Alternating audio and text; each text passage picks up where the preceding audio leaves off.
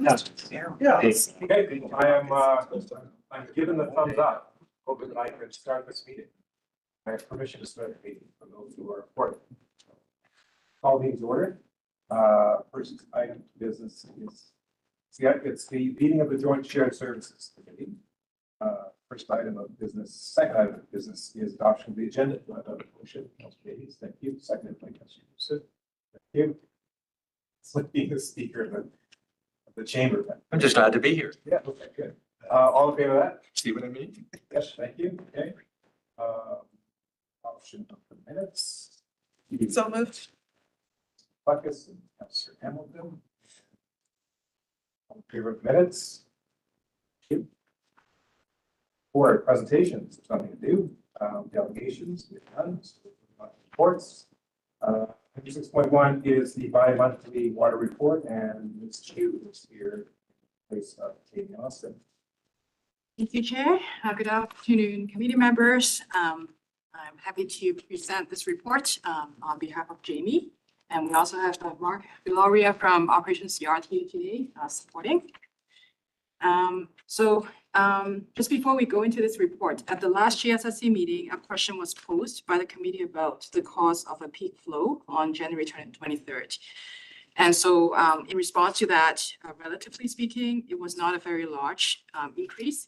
And the reason for that was operations was doing some cycling of the McClure Reservoir as well as the Mount Marion Reservoir, which we do periodically in the wintertime to break any potential ice sheets that can form at the top of the reservoirs.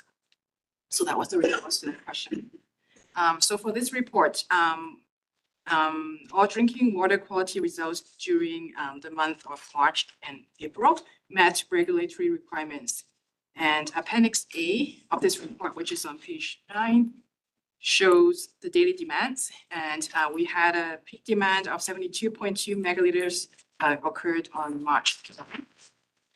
And on Appendix C, which is page 11, it shows the average monthly demands. And the average daily demand for March was increased by 1.9% from 2024. And the average daily demands for April up to April 6th was increased by 0.9% from 2024. And then we have Appendixes E and F on pages 13 and 14 showing the lake levels. So Dixon Lake, we have 100%. And then Canal Lake, we had 95%, but as of the May 12th, it actually increased to 98%. Appendix G, which is on page 15, shows the snowpack levels at Dixon Lake. The April 1st level was 93.2% of the average recorded year. And on May 1st, it dropped a little bit to 89%. However, snowpack melt appears to be similar as last year with the start date as well as the rate. So this concludes the report and happy to answer any questions. Thank you, Mr. Chair. I just wanted to know, I noticed that on page 12 of the report, it talked about the water to some supplied from the different sources, canal and the well, and obviously the street is not being used as much. Do you know how long that's going to continue for, and that we'll continue to be offline with North Creek? Yeah, so the reason for the anomaly this year for Norwich is because we have a project going on there to replace the membrane. So that's been going on for some time and it's going to wrap up in about 4 weeks. So that will end in June. So the water, it would be online in summer months when we have the greatest need. Okay. Yeah, that's Thank correct. you. To supplement the student chair, we also had some issues with this head filter. We were cleaning it earlier in the year. Yeah. But they're 100% online, other than once this project is done, which is expected in May 30th, I believe. We will be full capacity. Right now, we're running Nourish 100% capacity already. Okay. Even without the membrane filters. Okay, thank you. Questions? Yes, Councilor. Thank you, Chair. Under the historic annual totals, it's actually pretty inspiring when I look at that. Like basically, if you look at the 2024, it's virtually identical to 2021 in terms of overall totals. So as I look at that, that's good news, isn't it? I can ask that question. We're growing slowly, but very incremental. Right? I would pass that comment.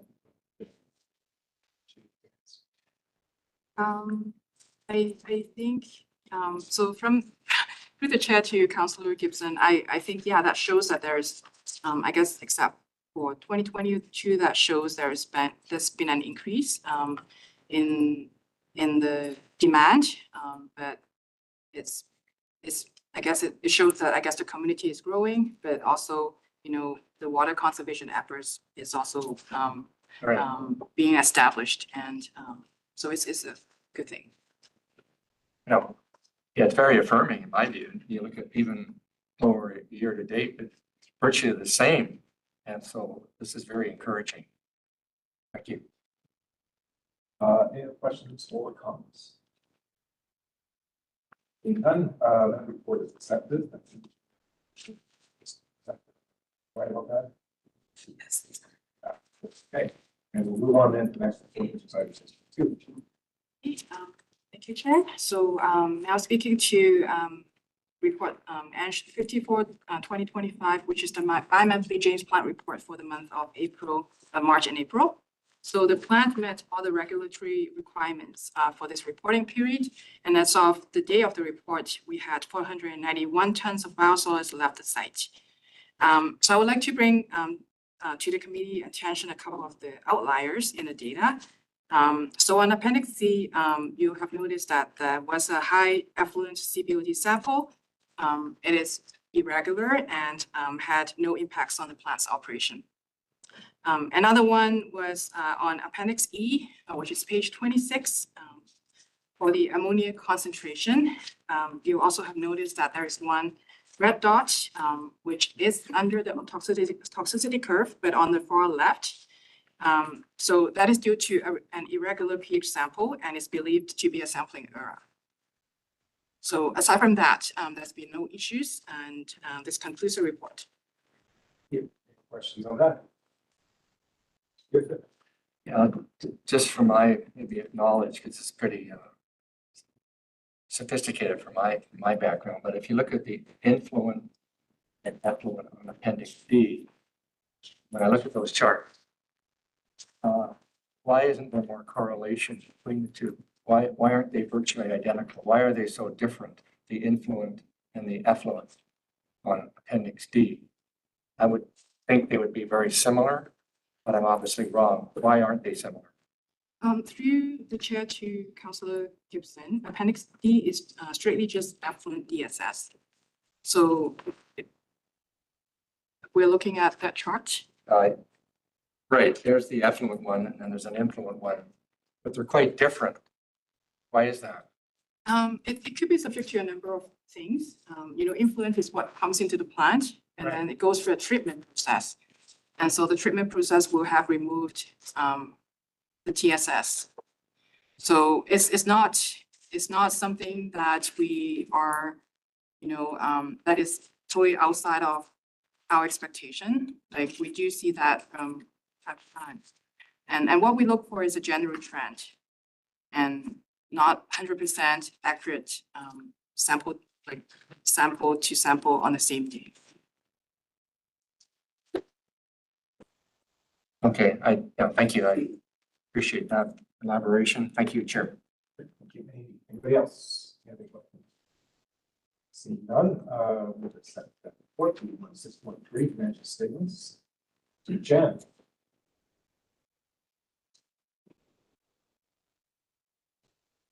Thank you, Chair. So I'm pleased to go over the WSC financial statements for the 3-month period ending March 31st of this year. Note that for this report, I'll be comparing the March 31st year-to-date results of this year with the March 31st year-to-date results of last year. I'll start by going over the joint water operating statement on Appendix A on page 31. Joint water operations have an unfavorable variance of $174,000 compared to last year. The general services area is $91,000 higher than last year. There was more use of machinery for access road maintenance. We also recognize property expenses in the first quarter of this year.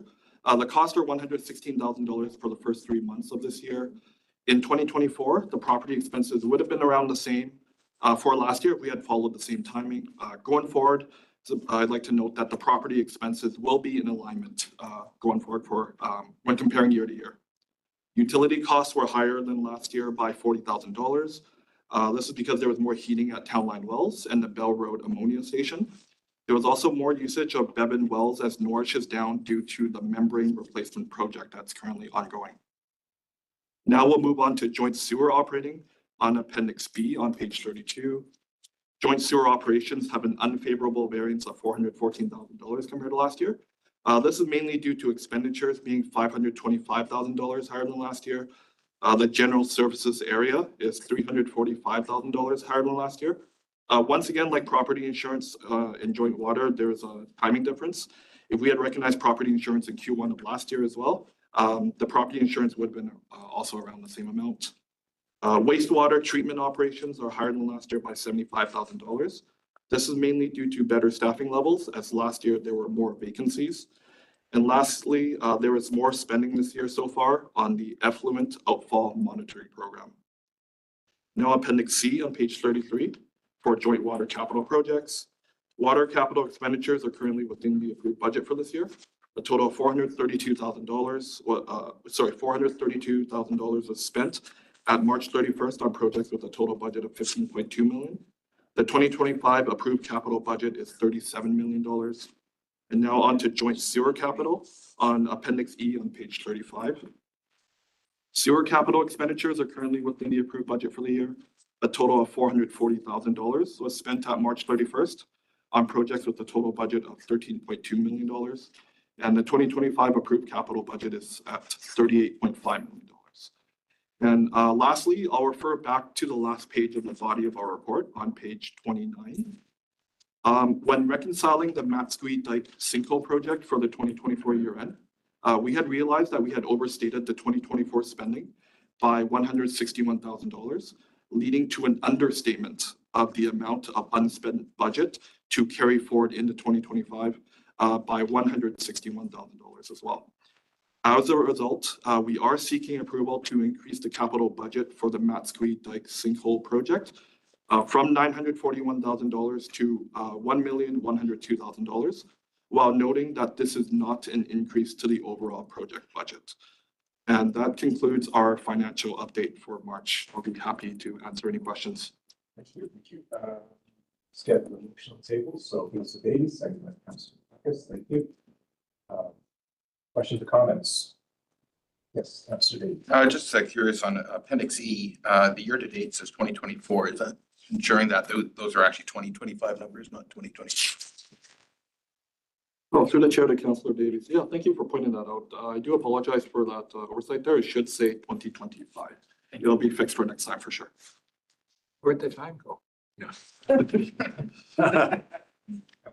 Yeah, just a question, clarity, and I clearly appreciate that on page 29, you talked about the proposed, the actual project carryover for the single project. My question was, and I understand that we want to figure this out, but is the single project complete? We're just carrying over the balance of the budget into the money was not spent. That we're in the meeting. Through the chair to Councillor Plekas, no, this project is still ongoing. Last year, we had inadvertently reported $171,000 of spending for 2024, when the actual spending level was actually closer to $9,600. So we're just requesting to carry over that sort of unspent funds into 2025, but the project is still ongoing, and we still look forward to using those funds for this project. That makes sense. That makes sense to me. I figured it out. Thanks. What else? Any other questions, comments? Good. I will call the question. All in favor of this motion? Opposed? Okay. Okay, carried. Thank you. Item 7 is a motion to close. Yes, David, second by President Gibson. Thank you. In favor of that? Yes, very good. And now closed. We'll take a short break to get a tent set up.